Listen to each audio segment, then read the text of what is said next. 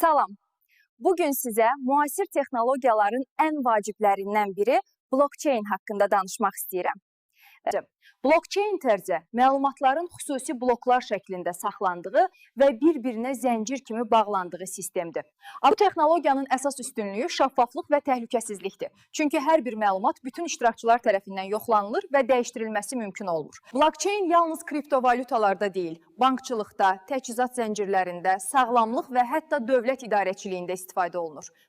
O bizə etibarlı əməliyyatlar və daha şəffaf sistemlər qurmaq imkanı yaradır. Beləliklə, blockchain gələcəyin əsas texnologiyalarından biridir və bir çox sahədə inqilab etməyə davam edəcək.